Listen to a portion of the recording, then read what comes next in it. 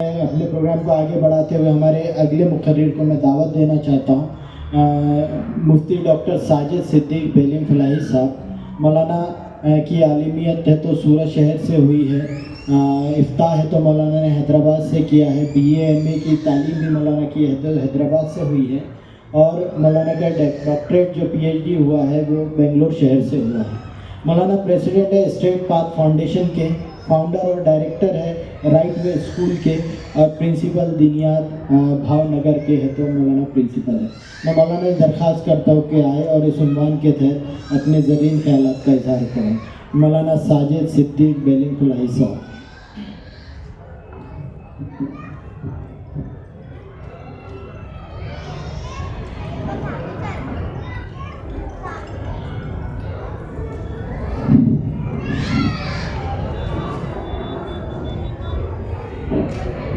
बिस्मिल्लाहिर्रहमानिर्रहीम। अल्हम्दुलिल्लाह अल्हम्दुलिल्लाहिल वाहिदिल मुतवहिदि बिल वहदानियति हुवल्लाह, अल अज़ीज़िल मुतअज़्ज़िज़ि बिल इज़्ज़ति हुवल्लाह, वल क़दीरिल मुक़तदिरि बिल क़ुदरति हुवल्लाह, अल अव्वलु हुवल्लाहु वल आखिरु हुवल्लाह, अज़-ज़ाहिरु हुवल्लाहु वल बातिनु हुवल्लाह, क़ब्ल कुल्लि शैइन हुवल्लाह व बअद कुल्लि शैइन हुवल्लाह, ला खालिक वला मालिक इल्लल्लाह, वस्सलातु वस्सलामु अला सय्यिदिना मुहम्मद सल्लल्लाहु अलैहि वसल्लम, अफ़ज़लुर रसूलि मुहम्मद, अत्यबुर रसूलि मुहम्मद, अशरफुर रसूलि मुहम्मद, अकरमुर रसूलि मुहम्मद, साहिबुत ताजि मुहम्मद, साहिबुल मेअराजि मुहम्मद व अला आलिहि व अस्हाबिहि अजमईन।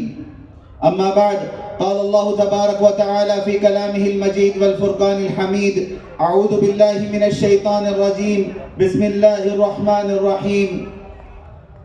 कुन्तुम खैर उम्मतिन उख़रिजत लिन्नास तअमुरूना बिल मअरूफ़ व तन्हौना अनिल मुनकर व तु'मिनूना बिल्लाह।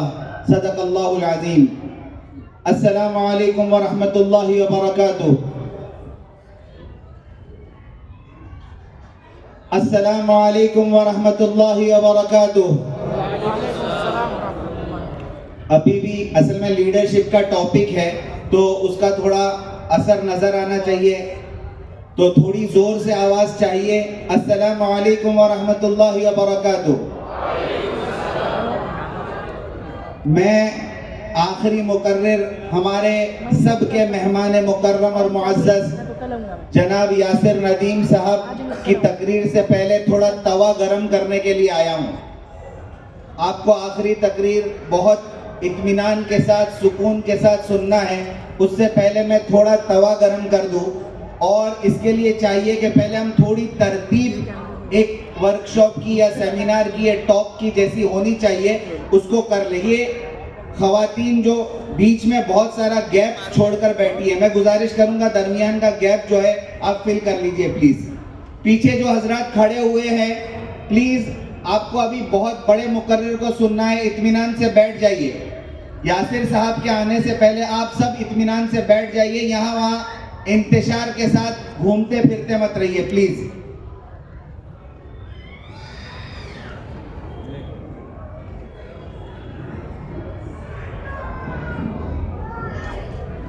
शुरू करें। मुझसे पहले दो मुकर्रिरीन जनाब डॉक्टर तारिक साहब और हमारे बहुत ही अजीज दोस्त आदिल अजीज साहब ने बहुत ही बेहतरीन गुफ्तगू फरमाई, जो मेरे लिए एक प्लेटफॉर्म था। मैं उसी पर अपनी बात को आगे शुरू करूंगा। वैसे मुझे जो टॉपिक दिया गया है वो है लीडरशिप विदाउट टाइटल्स। बहुत सारी चीजें होती है इसमें।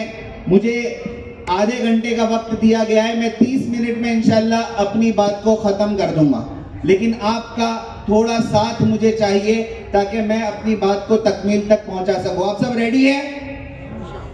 थोड़ा इंटरैक्टिव सेशन होगा, आप लोगों का जवाब भी चाहिए। आप सब रेडी है?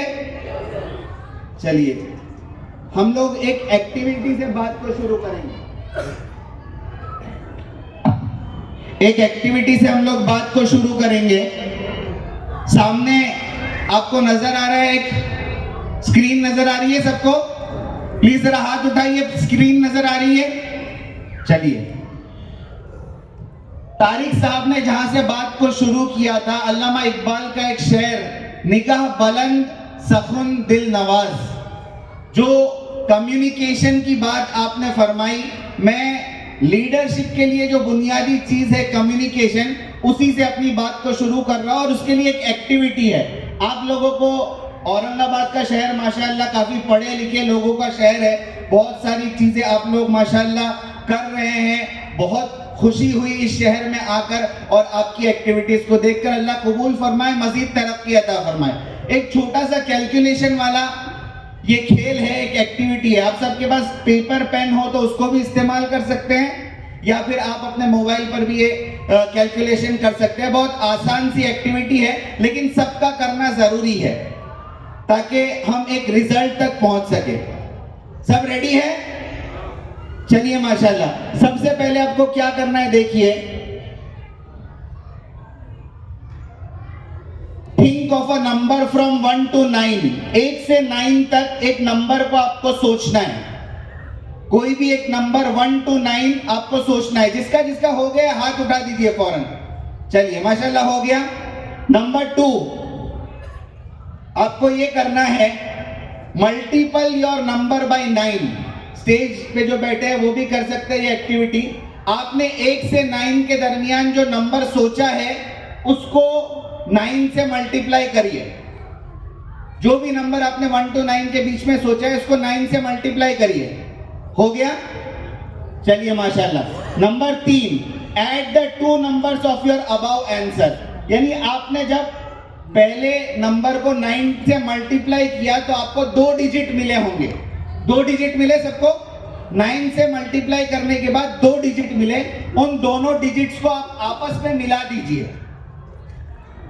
फॉर एग्जाम्पल, अगर आपको 1 और 8 ये 2 डिजिट्स मिले हैं तो आप 1 और 8 को प्लस कर दीजिए। जो भी डिजिट आपको मिला है दोनों को प्लस कर दीजिए। हो गया? जरा हाथ उठाइए ना। चलिए number 4, -5 from the number of your above answer.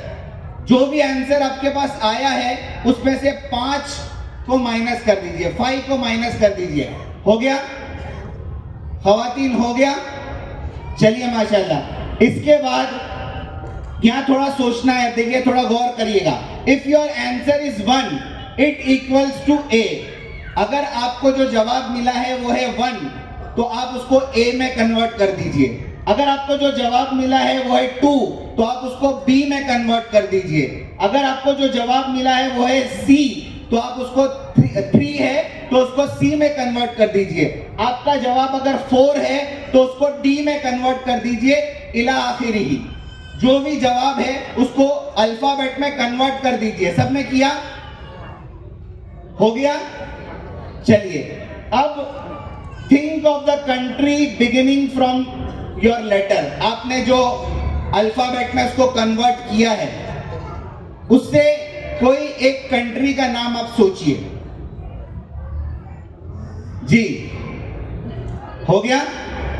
वो अल्फाबेट जो आपको मिला कन्वर्ट करने के बाद उससे एक कंट्री का नाम सोचिए। सोच लिया आपने? सबका हो गया? Very good. अब थिंक ऑफ एन एनिमल और बर्ड और fish beginning with the second letter of your country's name. आपने जो कंट्री का नाम सोचा था उसका जो दूसरा अल्फाबेट है उससे किसी बड़े जानवर का नाम सोचिए। हो गया? हो गया? कोई कोई अभी कहीं दुश्वारियां पेश आ रही है? हो गया सबका? हाथ उठाइए जिसका जिसका हो गया। माशाल्लाह। लास्ट थिंग, जो जानवर का नाम आपने सोचा है उसका कलर भी सोच लीजिए कि कौन सा कलर है। हो गया? अब मैं आपको आंसर दिखाऊंगा और जिसका आंसर मैच हो रहा है वो जोर से माशाल्लाह बोलेगा। ठीक है इंशाल्लाह? किसको किसको ये आंसर आया? जोर से बोलिए ना, आवाज नहीं आई।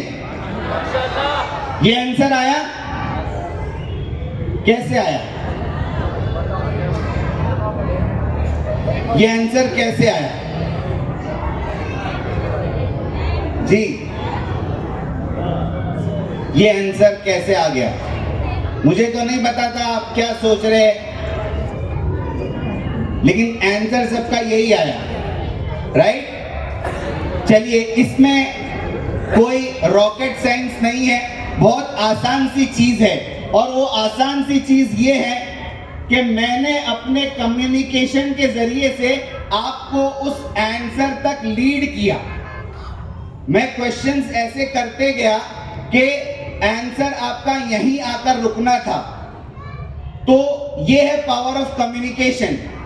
अगर लीडर के पास कम्युनिकेशन की ताकत अच्छी है तो वो अपनी बातों के जरिए से अपने फॉलोअर्स को, अपने मुत्तबईन को, या आज के जमाने में अगर वो और ज्यादा लीडर्स को क्रिएट कर रहा है तो एक कंक्लूजन तक ला सकता है, एक रिजल्ट तक ला सकता है जिसको उसने अपने दिमाग में सोचा हुआ है। Are you getting the point? अगर आपके पास कम्युनिकेशन पावर अच्छा है तो आप अपने मुत्तबईन को उस मकाम तक ला सकते हैं जहां आप उनको लाना चाहते हैं। टीचर अगर लीडर है तो उसका यही काम है, पेरेंट अगर लीडर है तो भी उसका यही काम है कि अपने कम्युनिकेशन पावर को इतना स्ट्रॉन्ग करे, अपनी बातों को पेश करने का अंदाज उसका इतना अच्छा हो कि वो अपने मकसद तक अपने सामने वाले सामीन को ला सके। समझ में आ रही है बात? चलिए इंशाल्लाह हम पहले शुरू करते हैं इस बात से कि अल्लाह तबारक व तआला ने लीडरशिप के बारे में कुरान और हदीस में क्या फरमाया है। दो चीजें मैंने यहाँ पर जिक्र की है। एक कुरान की आयत है, वजअलना मिनहुम अइम्मतन यहदून बिअमरिना, ये यहदून बिअमरिना लम्मा सबरू, ये आयत जो है इसकी तफसीर में अभी मैं नहीं जाना चाहता, लेकिन यहाँ लीडरशिप की वजाहत की गई है। और दूसरी चीज अल्लाह के रसूल सल्लल्लाहु अलैहि वसल्लम की हदीस मुबारका है जिसमें अल्लाह के रसूल फरमा रहे हैं, कुल्लुकुम राइन व कुल्लुकुम मसऊलुन अन रइयतिही, तुम में से हर शख्स चरवाहा है और तुम्हारे रेवड़ के बारे में तुमसे सवाल किया जाएगा। ये कुरान और हदीस से लीडरशिप बहुत ज्यादा तफसील के साथ समझाई जा सकती है। मैं आपके सामने लीडरशिप के कुछ मॉडल्स पेश करना चाह रहा हूं, ऐसे मॉडल्स जो इंशाअल्लाह ताला आपके सामने इस बात को वाज़ेह करेंगे कि आज दुनिया में क्या लीडरशिप के बारे में कहा और सुना जा रहा है। और दूसरी बात यह है कि लीडरशिप के जिन मॉडल्स को आज दुनिया ये तस्वुर कर रही है कि ये हमारा जदीद इंकशाफ है, इन चीज़ों को हमने इन्वेंट किया है, ये तमाम चीज़ें 1400 साल पहले कुरान और हदीस में किस तरीके से पाई जाती है। तो मैं उसका एक खाका आपके सामने इंशाल्लाह पेश करूंगा। सबसे पहले लीडरशिप की डेफिनेशन को अगर देखेंगे तो उसमें 4 चीजें पाई जाती है। लीडरशिप की जो डेफिनेशन है उसमें 4 चीजें पाई जाती है। इससे पहले थोड़ा सा रिसर्च वर्क है कि 1900 से लेकर 1990 तक तकरीबन मार्केट में 200 से ज्यादा लीडरशिप की डेफिनेशंस आ गई थी। 1900 से लेकर 1990 तक 200 से ज्यादा लीडरशिप की डेफिनेशंस मार्केट में मौजूद थी। और 60-65 साल के अरसे में लीडरशिप के मुख्तलिफ सिस्टम्स के ऊपर बात की गई कि लीडरशिप इसको भी कहते हैं, लीडरशिप इसको भी कहते हैं। मजमूई तौर पर फिर ये बात सामने आई कि लीडरशिप में 4 चीजें होनी चाहिए। सबसे पहली चीज, लीडरशिप इज अ प्रोसेस। ये एक प्रोसेस का नाम है, ये वन टाइम थिंग नहीं है कि एक मर्तबा कर दो और आदमी कायद बन जाएगा। लीडरशिप के लिए प्रोसेस का होना जरूरी है। Number 2, leadership involves influence. Leadership में जरूरी है कि आदमी का असर सामने वाले पर कैसा पड़ता है, इसकी वजाहत होनी जरूरी है। सामने वाले पर आदमी का असर कैसा पड़ता है, उसका असर पॉजिटिव पड़ रहा है, उसका असर नेगेटिव पड़ रहा है, ये लीडरशिप में देखा जाता है कि आदमी का इन्फ्लुएंस कैसा है। Number 3, leadership occurs in group. Leadership जो है ये हमेशा जमात के साथ पेश आती है, टीम के साथ पेश आती है। अकेला आदमी खड़ा होकर चिल्लाने लगे कि मैं लीडर हूं, मैं लीडर हूं, उसकी बात मानी नहीं जाएगी, कोई उसको समझ नहीं पाएगा। उसको समझने के लिए और उसकी बात को मानने के लिए एक ग्रुप और टीम का होना जरूरी है। और नंबर 4, लास्ट चीज जो है, leadership involves common goal. Leadership में हदफ का मुश्तरक होना बहुत जरूरी है। लीडरशिप में हदफ का मुश्तरक होना बहुत जरूरी है। अगर लीडरशिप में हदफ मुश्तरक नहीं है कॉमन गोल नहीं है तो जो टीम को ये लीडर लीड कर रहा है वो किसी रिजल्ट और नतीजे तक नहीं आ पाएगी। आपको तारीफ समझ में आई? 4 चीजें मैंने बयान की। सबसे पहली, लीडरशिप प्रोसेस का नाम है। नंबर 2, लीडरशिप में इन्फ्लुएंस का होना जरूरी है। नंबर 3, लीडरशिप जो है टीम में वाकई होती है। और नंबर 4, लीडरशिप के लिए गोल का कॉमन होना जरूरी है। इसमें कहीं ताकत और कुव्वत की बात आई? बोलिए ना। ये चारों चीजों में ताकत और कुव्वत की कहीं बात आई? ज़िम्नन बहुत सारी चीजों की जरूरत पड़ती है, लेकिन बुनियादी तौर पर यही 4 चीजों की जरूरत पड़ती है। अब मैं आपको एक वीडियो दिखाना चाह रहा हूं। जरा इस वीडियो को देखकर बताइए कि इस वीडियो में जो लीडरशिप है, क्या कायद जो है उसके अंदर ये चारों चीजें पाई जा रही है कि नहीं? देखेंगे वीडियो? चलिए।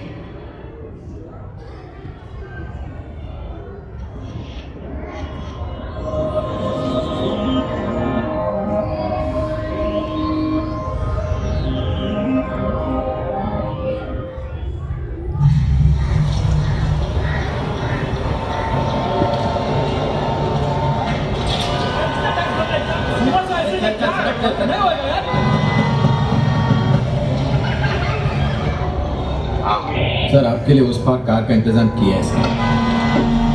सर आइए सर। ये चल चल आइए।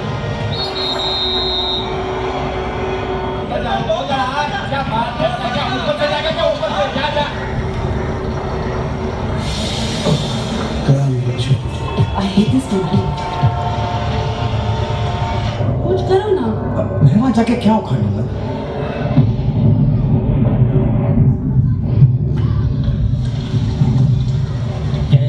जाने बूंद आई, जाने कैसा दर्द लाई, सामने क्या है ये तेरे, क्यों रुका है तू बता दे।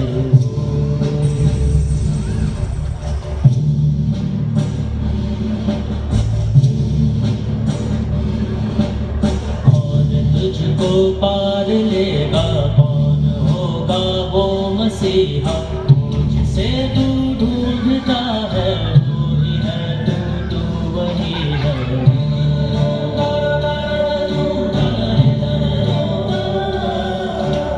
तुझ में तेरा रास्ता है, तुझ में तेरा है सहारा, तू ही तुझको पार लेगा, तू ही है तेरा किनारा।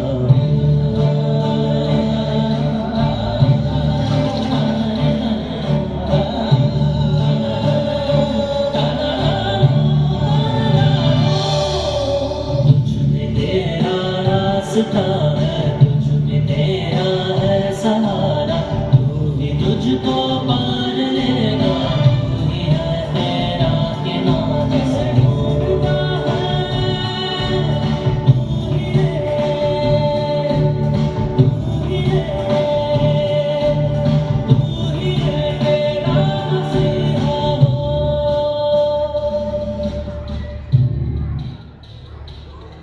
तारीफ को इम्प्लीमेंट कर सके आप लोग? जो तारीफ बताई गई थी कि लीडरशिप की डेफिनेशन में 4 चीजें होना जरूरी है, ये एक प्रोसेस का नाम है। उस बच्चे ने ये नहीं कहा कि भाई झाड़ उठाना चाहिए, चलो उठाओ, इशारा नहीं किया। उसने प्रोसेस के जरिए से झाड़ तक पहुंचने की फिक्र की और उसके अमल को देखकर लोग इन्फ्लुएंस हुए कि नहीं? उसके अमल को देखकर उसने अपने अमल के जरिए से लोगों पर असर डाला, लोगों के अंदर इन्फ्लुएंशियल सलाहियत पैदा हुई। उन्होंने देखा कि भाई किस तरीके से ये बच्चा आगे बढ़ रहा है, और उसमें बच्चे के अंदर खुद के अंदर ये ताकत नहीं थी कि वो पूरे झाड़ को, बोलिए ना साथ में, झाड़ को उठाने की ताकत नहीं थी, लेकिन उसके अमल का असर ये हुआ कि काफिला बनता गया और जो मकसद था वो हासिल, जिसके लिए एक जमात की जरूरत थी, एक कॉमन गोल था कि इस दरख्त को रास्ते से हटाना है, और वो लोग अपने मकसद तक पहुंच गए। तो ये चीजें होती है लीडरशिप के अंदर जो जरूरी है। मैं जल्दी अब लीडरशिप के वो मॉडल्स जो दुनिया में बहुत ज्यादा राइज है उसको आपके सामने पेश करना चाहूंगा। ये 7 मॉडल्स है जिसको बहुत ज्यादा कहा जाता है कि ये लीडरशिप के 7 मॉडल्स बहुत ज़्यादा दुनिया में राइज है। पहला लीडरशिप का मॉडल है लेवल 5 लीडरशिप, दूसरा servant leadership, adaptive leadership, authentic leadership, exemplary leadership, situational leadership और ट्रांसफॉर्मेशनल लीडरशिप। अब मैं इनकी जो खासियत है वो आपके सामने जल्दी जल्दी बताता हूँ। सबसे पहले लीजिए लेवल 5 लीडरशिप। इस लीडरशिप के मॉडल को 1958 में सबसे पहले जिम कॉलिंस ने अपनी किताब में इंट्रोड्यूस करवाया था और उनकी किताब का नाम था गुड टू ग्रेट। इस पूरे लीडरशिप के मॉडल के एसेंस को अगर देखा जाए तो 2 चीजें पाई जाएगी, एक है पर्सनल ह्यूमिलिटी और दूसरा है प्रोफेशनल विल। आप लेवल 5 लीडरशिप को जाकर सर्च करेंगे और इस किताब के बारे में थोड़ा रिसर्च करेंगे तो ये 2 चीजें सामने आएगी, पर्सनल ह्यूमिलिटी और प्रोफेशनल विल। अब ये पर्सनल ह्यूमिलिटी और प्रोफेशनल विल हमारे इस्लामिक स्ट्रक्चर में कहां पाया जाता है, मैं मुख्तसर आपको बता दूं। 2 चीजें आपके सामने हैं, एक कुरान की आयत और एक हजरत अली का कॉल है। कुरान की आयत आप देखिए, पर्सनल ह्यूमिलिटी से रिलेटेड, व इबादुर रहमान अल्लज़ीना यमशूना अलल अर्दि हौना व इज़ा खातबहुमुल जाहिलून क़ालू सलामा। इसको आखिर तक पढ़ते जाइए। ये है पर्सनल ह्यूमिलिटी जो लीडरशिप का मॉडल हमें बता रहा है, वो हमारे पास पहले से मौजूद है। और दूसरा, मैंने हजरत अली के कॉल का सहारा दिया है। हजरत अली फरमाते हैं प्रोफेशनल विल की जब बात आती है तो आज बहुत ज्यादा बात की जाती है कि विल का होना बहुत जरूरी है। आपने बचपन से एक प्रोवर्ब भी सुन रखा होगा, where there is a will there is a, बोलिए ना साथ में, where there is a will there is a. लेकिन अब थोड़ा कॉन्सेप्ट चेंज हो गया है। आज जमाना बहुत फास्ट चल रहा है। वे जो पहले के जमाने में हुआ करते थे, जो कच्चे रास्ते, आज वो रास्ते, वो वे चेंज हो गए हैं। तो ये प्रोवर्ब भी चेंज हो गया है थोड़ा, where there is a strong will there is a highway. और आज उससे भी थोड़ी आगे चली गई है बात, where there is a stronger will there is a runway. जो रनवे होता है फ्लाइट का, प्लेन का, उस पर छोटे से कंकर को भी बर्दाश्त नहीं किया जाता है। हजरत अली का कौल है, अरफ्तु रब्बी बिफस्किल अज़ाइम, कि मैंने रब को पहचाना इरादों को टूटता हुआ देखकर। ये मजबूत होना चाहिए, विल मजबूत होना चाहिए, लेकिन फिर भी ये विल और इरादे टूटते हैं क्योंकि उसको तोड़ने वाली एक जात मौजूद है और वो अल्लाह रब्बुल इज्जत की जात है। तो ये पहला मैंने आपको बताया, पहला मॉडल, उसका एसेंस और हमारे इस्लामिक स्ट्रक्चर में उसको कहां पाया देखा जा सकता है। नंबर 2 है सर्वेंट लीडरशिप। इसका एसेंस है, रॉबर्ट ग्रीनलीफ ने इसके बारे में सबसे पहले बयान किया और ये इनकी किताब है द सर्वेंट एज लीडर, जो 1970 में मार्केट में आई। और इस पूरे प्रोग्राम का, इस पूरे लीडरशिप के स्ट्रक्चर का जो एसेंस है वो है डिजायर टू सर्व। और हमारे पास जो मौजूद है हम पहले से जानते हैं, तबरानी की रिवायत है, सय्यदुल कौम खादिम हुआ। मैं आपको सिर्फ जोड़ता हुआ चला जा रहा हूँ, आगे जल्दी टाइम नहीं है, इसकी वजह से मैं 5-7 मिनट में अपनी बात को खत्म करूंगा। ये दूसरा लीडरशिप का मॉडल है सर्वेंट लीडरशिप, और हमारे पास ये मौजूद है सय्यदुल कौम खादिम हुआ। तीसरा लीडरशिप का स्ट्रक्चर जो मैं आपको बताना चाह रहा हूँ है एडेप्टिव लीडरशिप। और इस लीडरशिप को सबसे पहले लीडरशिप विदाउट इजी आंसर्स नाम की किताब में इसके बारे में बताया गया। और इस लीडरशिप के मॉडल का जो एसेंस है वो है ability to change. Ability to change यानी वक्त आने पर हालात को सामने रखकर कुछ चीजें तब्दीली हमारे अंदर लानी चाहिए, ट्रांसफॉर्मेशन, इनकलाब हमारे अंदर आना चाहिए। और इसको अगर हम कुरान में देखें तो कुरान की आयत हमारे सामने, इन्नल्लाह ला युगय्यिरु मा बिकौमिन हत्ता, ये पूरी आयत जो है हमारे सामने जो चेंज और ट्रांसफॉर्मेशन की तरफ हमें इशारा करती है। Number 4 authentic leadership. Bill George ने इसके बारे में सबसे पहले बात की। और इस लीडरशिप के मॉडल का एसेंस जो है वो है sense of self awareness. Islamic structure में अगर आप इसको देखें, मन आरफ नफ्सहु फक़द आरफ रब्बा, ये बहुत ही मशहूर अरबी का मक़ौला है जो हम सुनते रहते हैं कि जिसने अपने आप को जाना, अपनी आपकी मारिफत, वो अल्लाह की मारिफत तक बहुत जल्दी पहुंचेगा।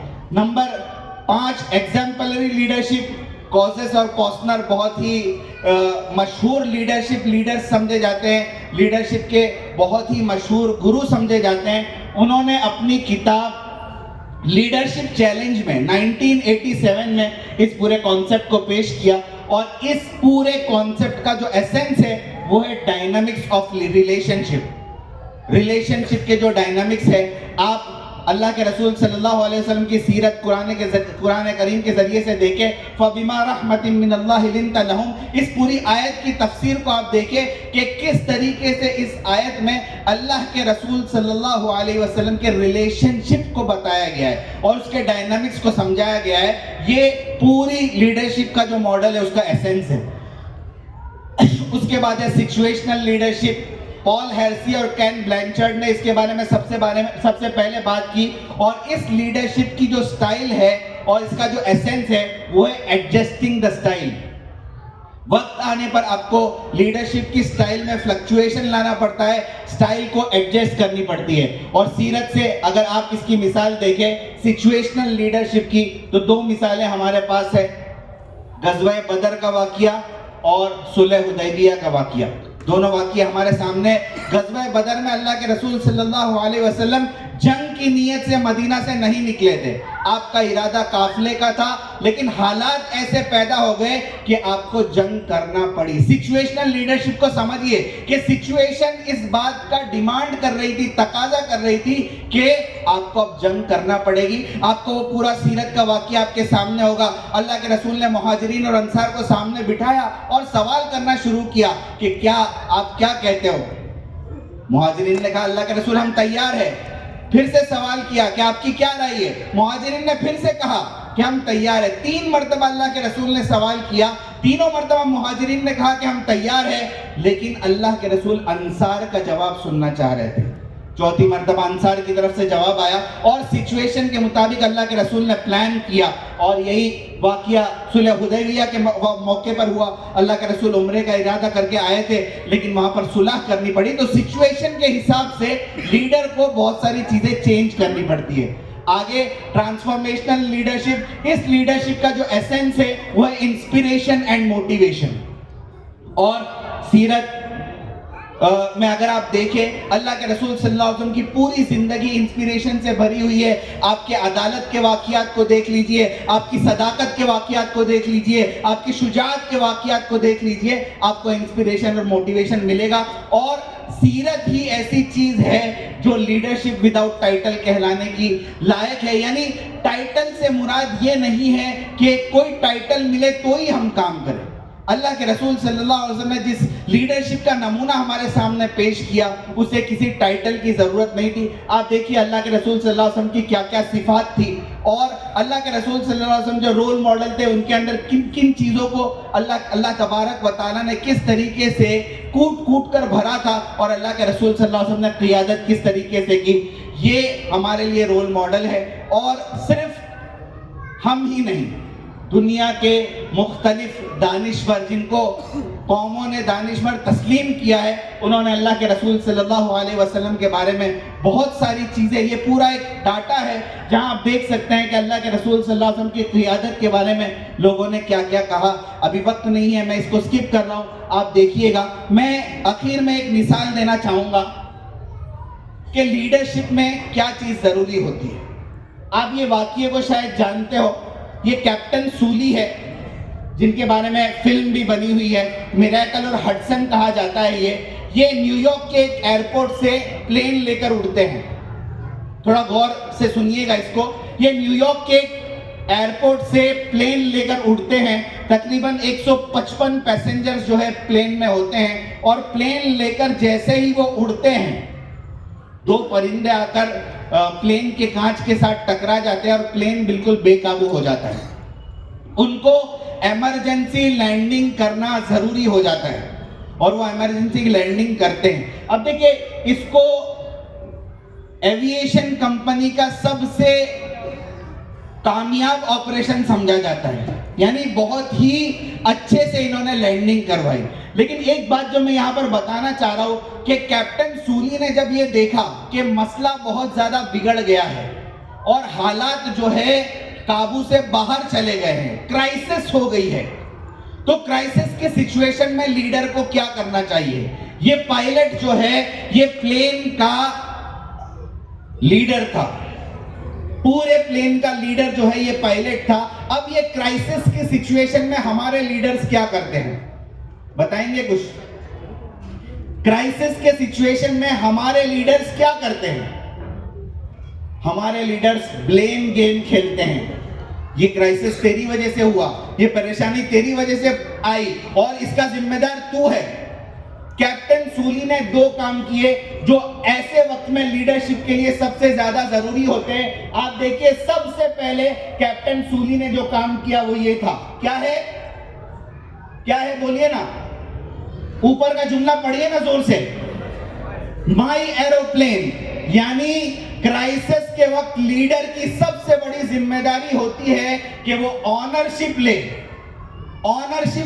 कि ये उम्मत मेरी उम्मत है, इसके मसाइल मेरे मसाइल है, इसके प्रॉब्लम्स मेरे प्रॉब्लम्स है, मैं आखिरी हद तक जाकर इसको सॉल्व करने की कोशिश करूंगा। हमारे लीडर्स इसका उल्टा करते हैं। वो क्राइसिस के वक्त अपनी मुसीबतों को दूसरों के सर डालने की कोशिश करते हैं। हालांकि लीडरशिप का उसूल ये है कि वो ऑनरशिप ले, माई प्लेन, ये मेरा प्लेन है, जो भी मसला होगा, जो भी प्रॉब्लम होगा, मैं उसको सॉल्व करने की पूरी कोशिश करूंगा। और फिर कामयाबी के साथ जब वो मसला हल हो जाता है तब क्या होता है? दूसरी चीज देखिए ना, जब कामयाबी के साथ प्लेन को पानी पर उतार दिया गया, इमरजेंसी लैंडिंग हुई और सब लोग उतर गए, फौरन मीडिया वाले आ गए और मीडिया वाले पूरी क्रेडिट जो है ये कैप्टन सूली को दे रहे थे कि आपने बहुत जबरदस्त काम किया और 155 पैसेंजर्स को बचा लिया। तो कैप्टन सूली ने क्या किया? उन्होंने क्रेडिट खुद नहीं ली, उन्होंने कहा दे डिड इट, यानी ये मेरी पूरी टीम का काम था, मैंने अकेले ने नहीं किया। इस प्लेन में बहुत सारे क्रूज थे और मेरे सपोर्टर पायलट थे, उन्होंने मिलकर काम किया है, यानी एक टीम वर्क था, मैंने अकेले ने नहीं किया, दे डिड इट। तो ये 2 उसूल है, आप इसको समझने की कोशिश करिए। क्राइसिस में लीडरशिप की जिम्मेदारी होती है कि वो ऑनरशिप ले, और दूसरी चीज, जब फतह नसीब हो जाए तो क्रेडिट पूरी टीम को दे। इसी वजह से कहा जाता है कि टीम की स्पेलिंग में आई नहीं है। आपने देखा टीम की क्या स्पेलिंग है? जोर से बोलिए ना जरा साथ में। TE, टीम की स्पेलिंग में आई। जब टीम वर्क करो तो आई को तलाश मत करो, अना को तलाश मत करो, मैं को तलाश, क्योंकि टीम का मतलब होता है many hands and one mind. बहुत हाथ है लेकिन दिमाग, टीम में वी होता है, आई नहीं होता है। लेकिन जब विन हो जाते हैं, जब टीम को फतह नसीब होती है, जब विन हो जाते हैं तो क्या होता है? विन की स्पेलिंग क्या है? WIN। यहां आई जो है बाय डिफॉल्ट विन के बीच में आ गया, वहां आपको किसी को बताने की जरूरत नहीं पड़ेगी कि किसकी वजह से फतह मिली, लोगों को खुद ब खुद पता चल जाएगा। Are you getting the point? तो ये है लीडरशिप का एसेंस और लीडरशिप विदाउट टाइटल। जो टॉपिक मुझे दिया गया था उससे मुताल्लिक मैं आखिर में आपको 3 किताबें बताना चाहूंगा जिसको आप पढ़िए ताकि इस लीडरशिप के बारे में कुछ पता चल सके। एक रॉबिन शर्मा की किताब है the leader who had no title, ये बहुत ही मशहूर किताब है, आप इसको देख सकते हैं। इसके भी एसेंस को मैंने जमा किया है लेकिन अभी वक्त नहीं है, मैं इसको स्किप कर रहा हूं। दूसरी किताब है You don't need a title to be a leader, Mark Sanborn की ये किताब है, इसको भी आप पढ़ सकते हैं, देख सकते हैं। और नंबर 3 लीडिंग विदाउट अथॉरिटी, ये फराजी की किताब है। ये 3 किताब है जिसके अंदर आपको ये टॉपिक से रिलेटेड बहुत सारी इंफॉर्मेशन मिलेगी। आखिर में मैं बस इतना कहना चाहूंगा, 2 सवालों के साथ आपको छोड़कर जाना चाहूंगा कि ये लीडरशिप की जितनी बातें हुई, डॉक्टर तारिक साहब ने जो बातें की, आदिल भाई ने जो बातें की और अभी मेरे बाद डॉक्टर यासिर साहब जो बातें करने वाले हैं, ये तमाम बातों का खुलासा क्या, हम यहाँ से एक्शन प्लान क्या लेकर जाएंगे, इसको सोचने की जरूरत है। इन 2 सवालों के साथ मैं आपको छोड़ रहा हूं। इफ नॉट अस हु, ये काम लीडरशिप के अगर हम नहीं करेंगे तो कौन करेगा? बोलिए ना, अगर हम नहीं करेंगे तो कौन करेगा? अल्लाह ने हमें दुनिया में खलीफा बनाकर भेजा है। और दूसरा सवाल है, इफ नॉट नाउ व्हेन? अगर अब भी वो काम करने का वक्त नहीं आया तो फिर कब आएगा? अगर अब भी वो काम करने का वक्त नहीं आया है तो फिर कब आएगा? ये दो सवालों के साथ मैं आपको छोड़ना चाहूँगा।